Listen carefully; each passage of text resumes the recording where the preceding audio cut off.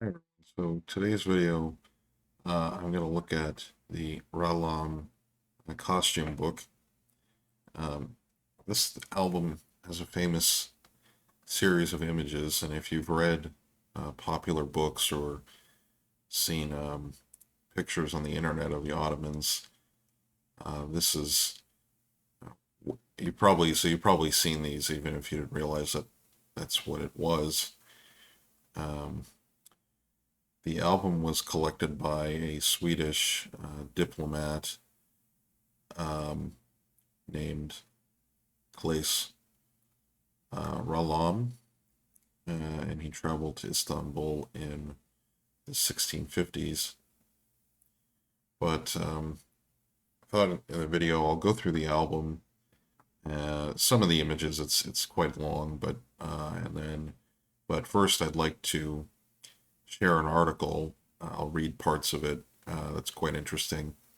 So this is the city that Ralamb visited, the political and cultural climate of Istanbul in the 1650s. This is by Cemal Kafadar, who's a pretty prominent historian of the Ottoman Empire. Mostly, I also wanted to share it because obviously it's related to the album, but also it gives a good idea of how kind of the empire changed over time.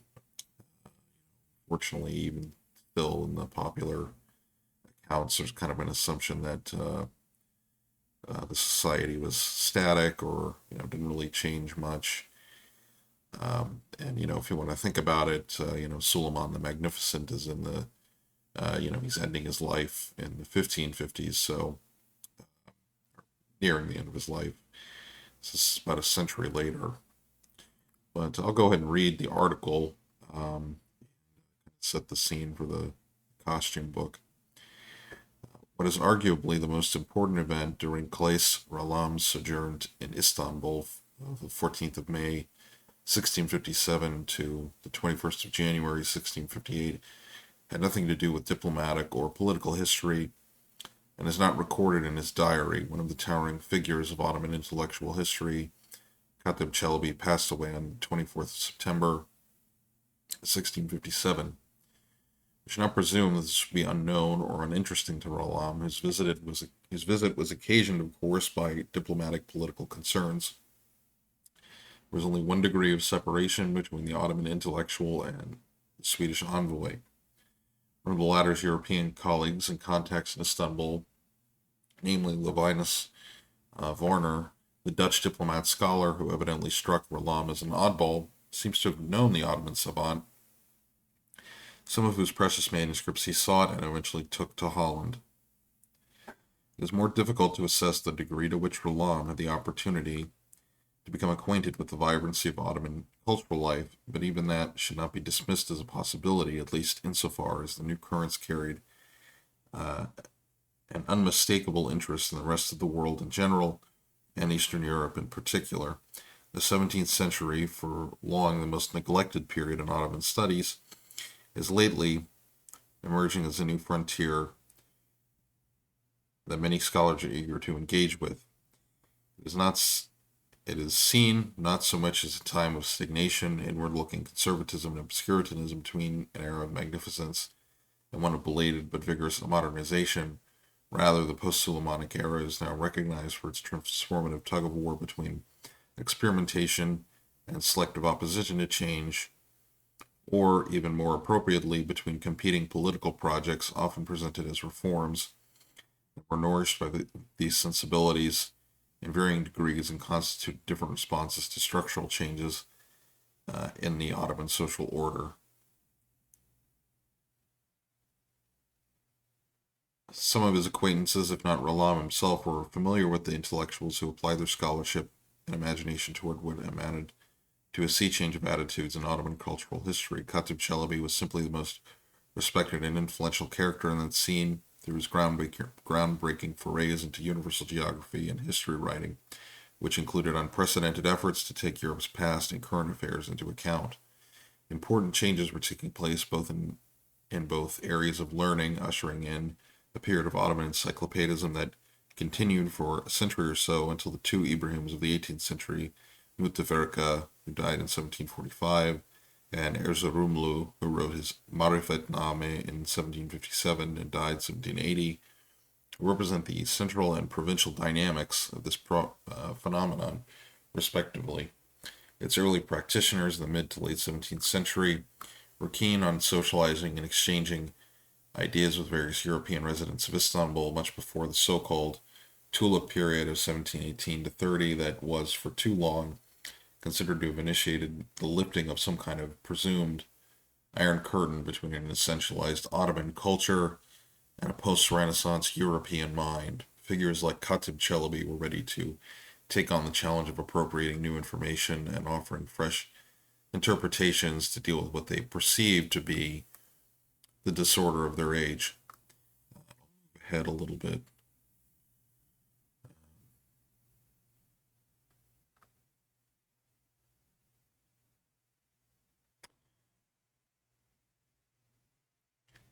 It is worth bringing two of Rålamb's personal sources of information into relief here.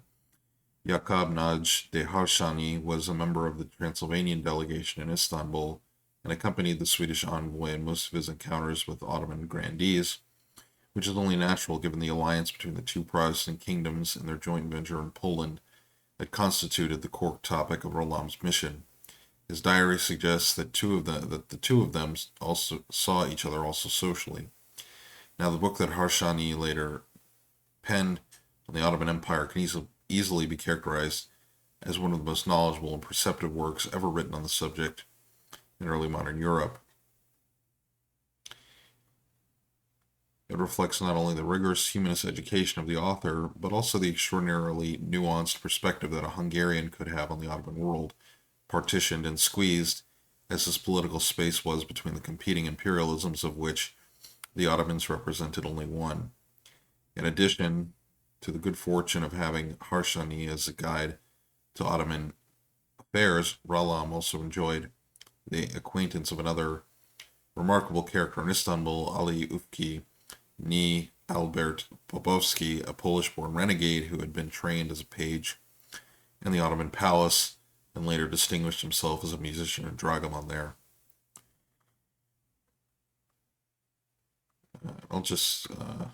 Continuing on. Thanks to his own astute mind and reading, of course, Rålamb seems to have understood much better than a novice he could have been some of the intricacies of Ottoman politics. He knew well, for instance, that upheavals were not limited to the capital city, but also encompassed the provinces, and that the two were deeply connected. Indeed, the transformations and crises that beset the Ottoman institutions since the late 16th century, cf. the gradual but unmistakable trend toward phasing out the classical mechanisms of fief distribution, the timar, and janissary recruitment, devshirme, for instance, culminated towards the middle of the next century in the most intricate negotiations and contentious settling of accounts among political parties that pursue their competing interests and access to power and resources. Even the abrupt downturn in Ottoman naval affairs circa 1655, highlighted by the dramatic losses in the Aegean, the Venetian blockade of the Dardanelles, had a lot to do with the politics of redistribution. The Ottoman defense system in the Aegean had been weakened by the appropriation into the treasury of the Sanjaks, the sub-governors' fiefs, in Aydin and Saruhan, namely the provinces abutting the sea. Residents of Istanbul were involved in no less than 4 spectacular revolts between 1648 and 56. These were mostly led by different and rival factions among the military, but hardly any social class was immune to the outbreaks of organized disobedience and violence, as the roles of victim and perpetrator, of rebel and spectator shifted on occasion. Moreover, the so-called military groups were by then, to some degree, articulated with the Asnaf, members of the artisanal guilds, and the lumpen Asnaf of the city, as more and more, quote, soldiers took up trades in the marketplace, while sundry urbanites, mostly, quote, bachelors, enrolled in the ranks of the janissaries and other corps. For a few days in March of 1656, for instance, approximately a year before Rålamb's arrival, the city awoke to a ghastly sight of corpses hanging upside down from a gigantic plane tree in Atmedane, the main public square. Several grandees and courtiers were thus punished by soldiers who had revolted for having been paid in defective coins, a recurrent problem since the 1580s that was exacerbated in the mid-17th century. In the fall of winter of 1656, the rebellion-weary city also suffered from severe shortages and price hikes in victuals because of the Venetian blockade of the Straits of the Dardanelles that constituted the main avenue for the importation of rice and other essential provisions from Egypt and the Mediterranean. The same year, the social and political tensions resurfaced as the supporters of the ultra-conservative Kadizadeli movement regrouped in order to enforce their vigilante action, their own severe vision of the Sharia principle of enjoining right and forbidding wrong. They were getting ready for their most ambitious engagement yet in the early days of October 1656, when they started to mobilize their supporters to take to the streets with arms and sticks for such enforcement. Their main goal seems to have been to raise the ground of the Sufi lodges, which they decried as the fountainhead of various pernicious innovations. They were to quickly realize, however, that as was the rest of the city, that the new Grand Vizier who assumed power a few days earlier was not going to back down in the face of such tumult. Kuprulu Mehmed Pasha had accepted the Grand Vizierate only after intense negotiations with the palace, in quotes, namely above all with Hatice Torhan Sultan, who functioned like a queen regent during the early reign of her son, Mehmed IV, who reigned from 1648 to 87. Since he was seated on the throne when only 7 years old, they reached an agreement as confirmed by the Queen Mother's repetition of her oath of acceptance 3 times. The septuagenarian Pasha was given unprecedented powers and guarantees of tenure. The swift repression of the Sharia-minded vigilantes in October 1657 was merely a preface to his iron-handed regime that punished, exiled, and executed thousands in the name of law and order during the next few years.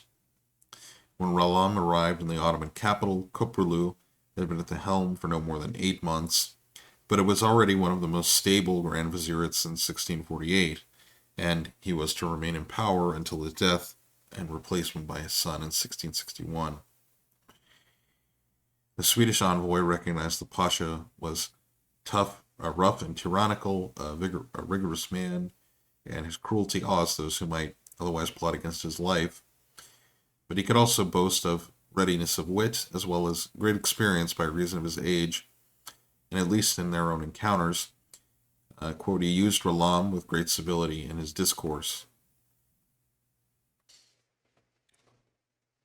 All right, well, I'm not going to read the whole article, but there's more to it, but I think you guys get the idea. Pretty interesting. I got more into it as I was reading it, so anyway. But go ahead and take a look at the costume book. So this is available on the U.S. Library of Congress website. I'll put the link in the video description, so you can just go and access it, and I'll give the citation for the article as well. These are Ottoman paintings done by an Ottoman artist.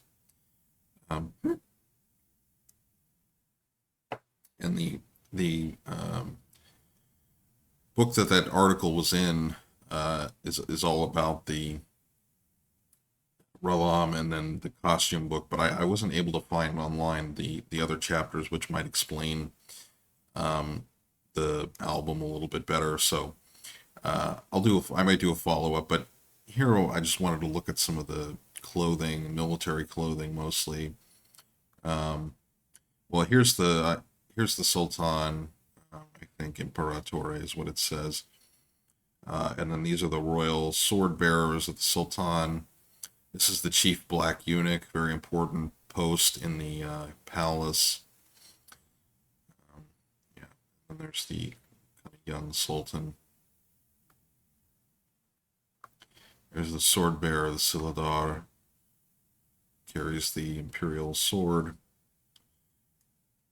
which kind of function in the Ottoman Empire like the crown. Like they don't really have a coronation, with like a crown. They have the the new Sultan was always girded with his sword. So that's kind of the symbol of office in a way.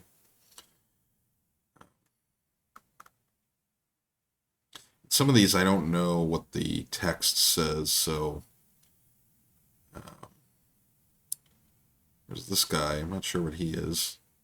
Could be some kind of dervish, maybe. Anyway,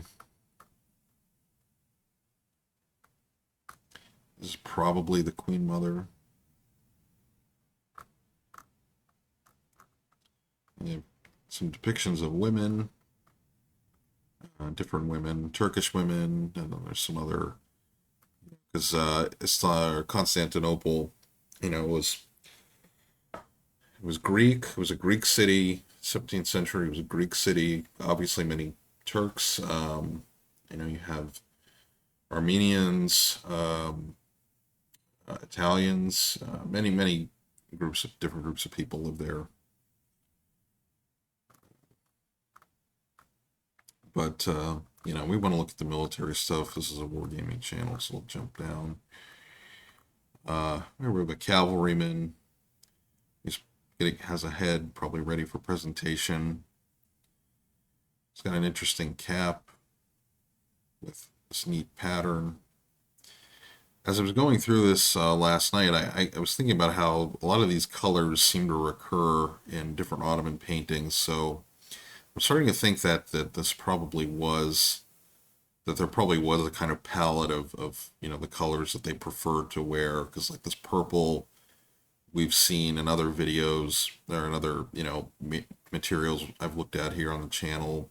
This kind of blue it comes up, and the kind of red orange.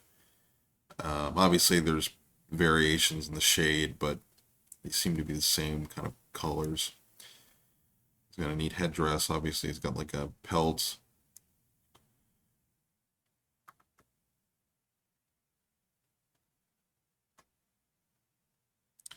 And unfortunately I cannot read this handwriting, so, but if you're watching and you can read it,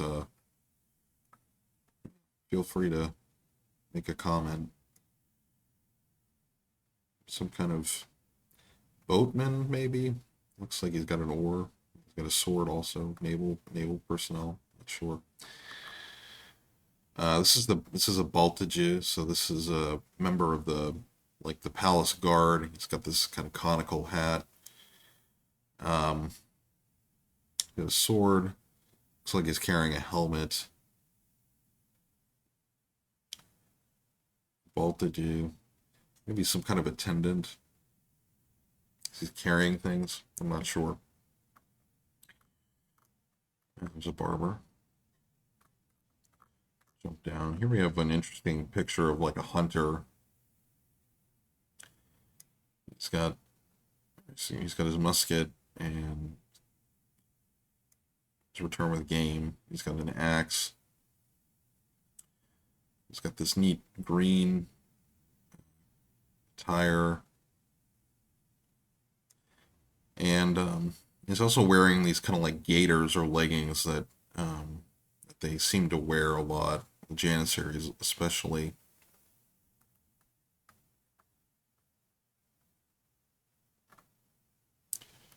This is another baltage, another palace guard. He's a little more ornate. He's got a sword, as you can see. Nice red kaftan. He's got a pelt on.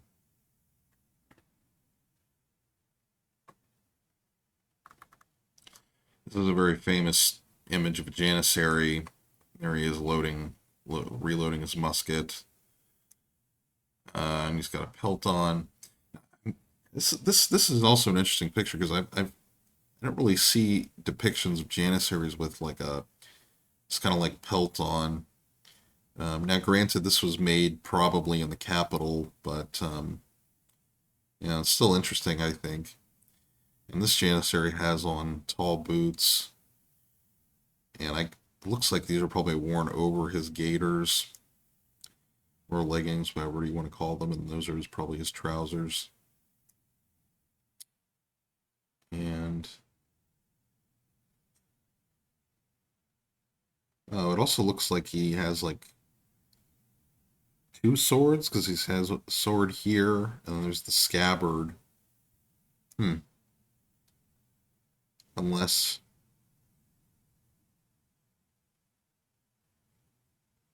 that's interesting. He's got two powder horns. That's something I wanted to investigate if the sources exist, because the Janissaries don't seem to wear like a bandolier like a European soldier would. So I'm wondering if they probably had paper cartridges. I came across a reference on a blog about Polish Hajduk soldiers actually that mentioned paper cartridges, but that's not a primary source. So um, anyway, yeah, this is a very famous depiction.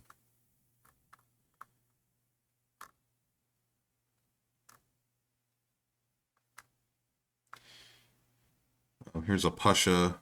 It's got a bow, kind of a teal kaftan. Interesting. Bey de Rumelius. This would be a yeah, some kind of lord in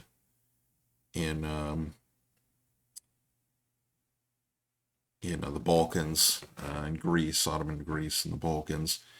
Um, Though it's not clear if he's meant to be like a military official, or probably he is if he's a big,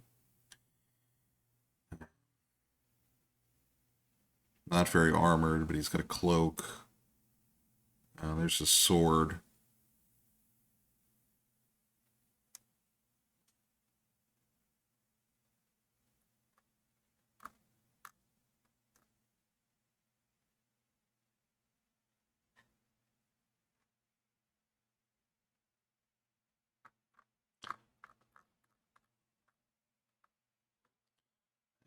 Here's another Janissary, but I cannot read what that says. Some kind of Janissary official, probably.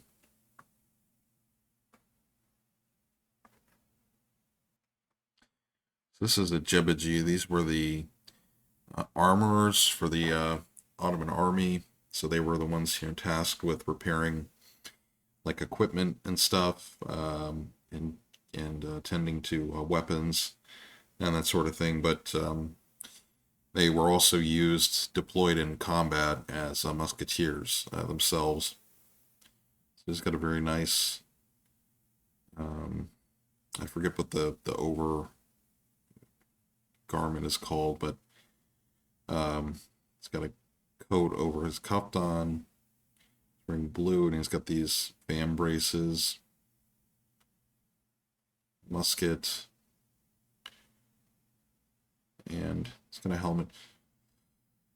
So, if any company would make in 15 millimeter some Jebaji, that would be really cool. That would be nice to have these guys represented in an army. Here we have an officer or grandee, probably older.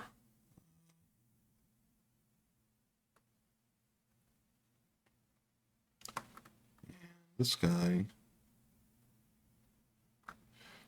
not sure what he's supposed to be, but he's got an axe.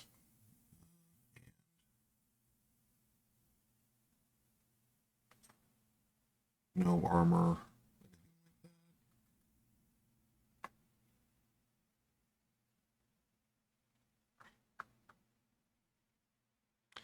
Probably a Solak, maybe. If I had to guess, one of the halberdiers in the palace.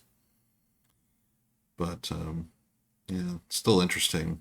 He's got the dagger and the axe.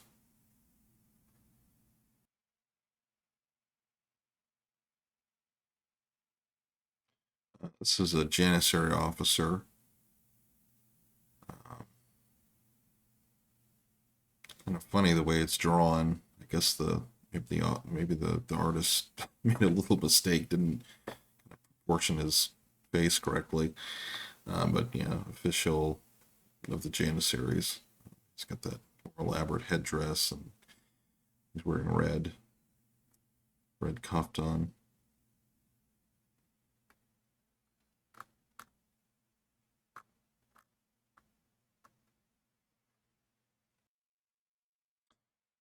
Another officer with the green kaftan, and he's got a sash and the Janissary style cap with the spear. He's carrying a spear.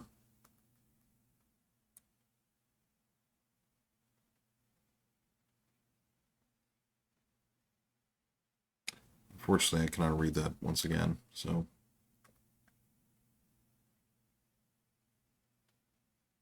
Looks like another officer or another kind of Janissary official, maybe.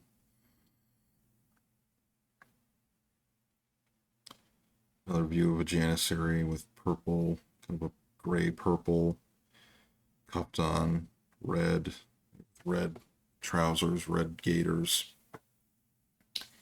and the musket, and he also has the pelt on.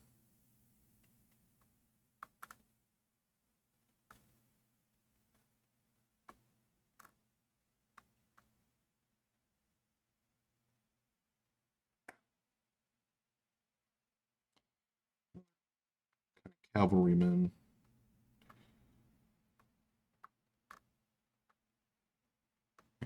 This guy. Oh, Janissary of Egypt. So that's interesting. So he looks a little different than the other ones. Um, the cap is slightly different, although not radically so. But it is interesting that this is identified as specifically as an Egyptian Janissary compared to some of the others.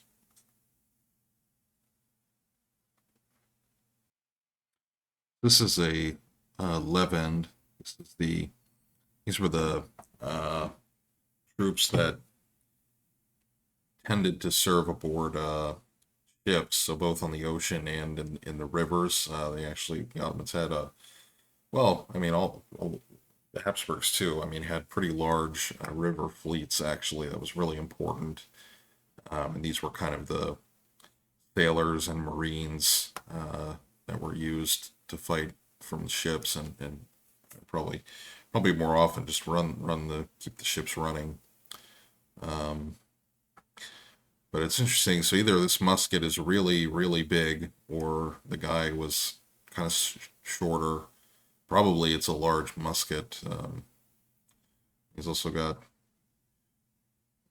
I guess this is a scabbard or something, but it doesn't look like he's illustrated with the actual weapon, um, unless it's meant to be something else.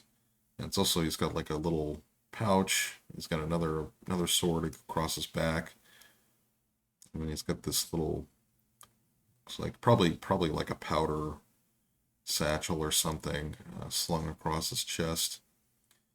That's pretty interesting. So a couple more, next couple images, there's troops that are identified as more Rumelian cavalrymen. This one has a mace and a cloak.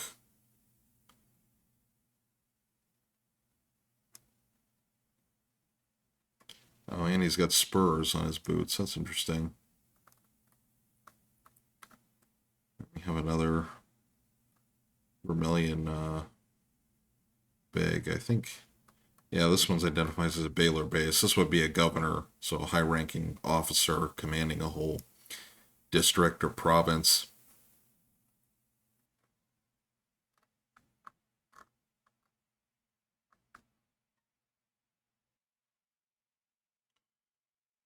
We have a Spahi, heavily armored, looks like, and he's got his shield slung across his back, and he's got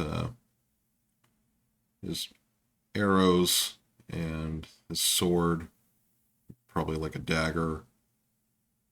But yeah, we see the same, like, kind of purple and a similar blue with the other figures, which is interesting. And here we have Egyptian cavalryman, Spahi de Cairo. That's what it looks like it says. And he's dressed quite differently. He's got lighter clothing, no armor, no apparent armor. Kind of like this outfit. He's got this very large, kind of, not quite sure if it's a dagger or a sword, somewhere in the middle, seems like. Oh, well, here's a Hungarian uh, wearing kind of an outfit quite similar to the Ottoman in some ways, although he's got a shorter kind of jacket, and then he's got his coat over top. He's got this kind of cap. That's interesting. And finally, and I think I'll wrap the video here, we have another well-equipped Janissary. Looks like he's an officer, probably, or has some kind of rank, because he's got this more elaborate headdress. And he's got his powder horn, and the musket, and his sword. Yeah, so I think I'll wrap it up here. I hope you. This is kind of a long video, so if you made it to the end, I appreciate it, and I hope you found this interesting. I didn't go through the whole thing. I kind of jumped around a little bit to focus on the soldiers. But if you're interested also in like what kind of more ordinary people would have looked like, including like just regular working men, and then also women, different the different kind of nationalities that lived in Istanbul or in Constantinople at that time. They use both terms pretty interchangeably, but anyway, yeah, if you want to check this out, I'll put the link in the video description, and you can take a look for yourself. Thanks for watching, and I'll talk to you guys in the next video.